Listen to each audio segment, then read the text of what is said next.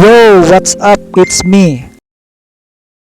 So guys, samahan nyo ako kung paano ako maglinis ng aking sugat. Isi-share ko sa inyo.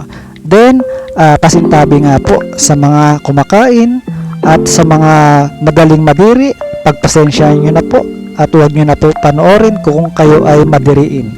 So ayun nga guys, isi-share ko lang po itong sitwasyon ko. So guys, ganito yung aking sitwasyon. So half body paralyzed po ako, na damage yung aking spinal cord, kaya po ay kinalumpo ko. Nag-start po ito year 2010 hanggang sa hindi na ako makalakad. So ito nga guys, naputulan ako ng paa sa aking right legs. Sa kadahilanan po, last year pa po ako nagkakasakit, pero yung aking sugat ay ginagamot ko po, pero ayun nga po, lumala hanggang na-infection. Then yung bacteria po ay umakit na po sa aking utak gawa ng sumasama na sa dugo. So ang nangyari, ako po ay nakomatos. Opo, nakomatos po ako ng ilang araw. Then yung nakarecover na po ako po ay yung nakakausap na ng doktor.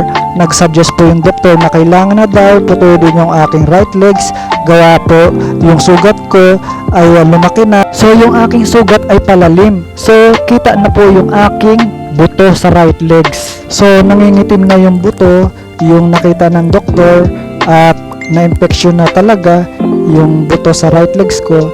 Kaya naisipan niya na putulin na lang yung aking right legs, dahil nga po baka kumalat pa yung infection sa bahagi ng aking katawan.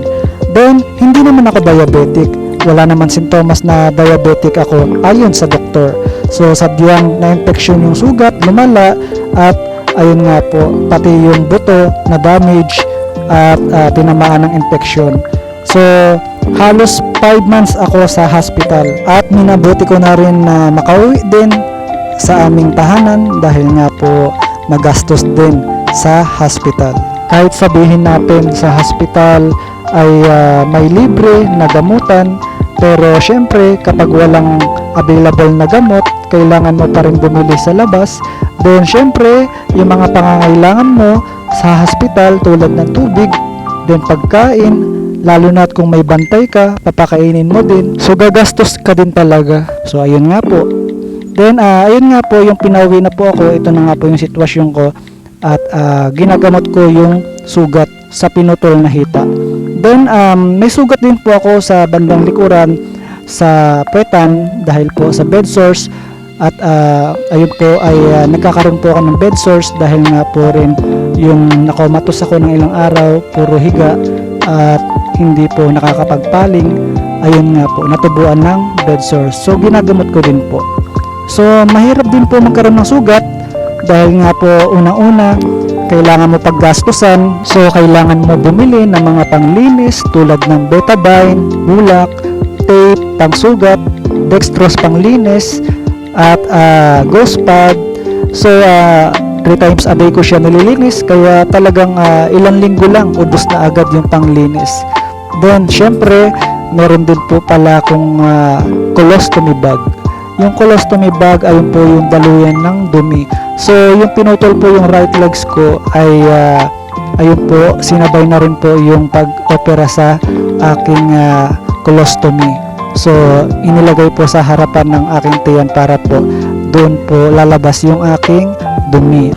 At ayun nga po, naka polycatheter pa rin po ako kasi nga po yung pag-ihi ko hindi ko ramdam. Sa mga hindi po nakakaalam, ako po ay half body paralyzed. So wala pang pakiramdam yung aking kalating katawan. Pero ayun nga po, dumaan pa rin ako sa sitwasyon na pagsubok.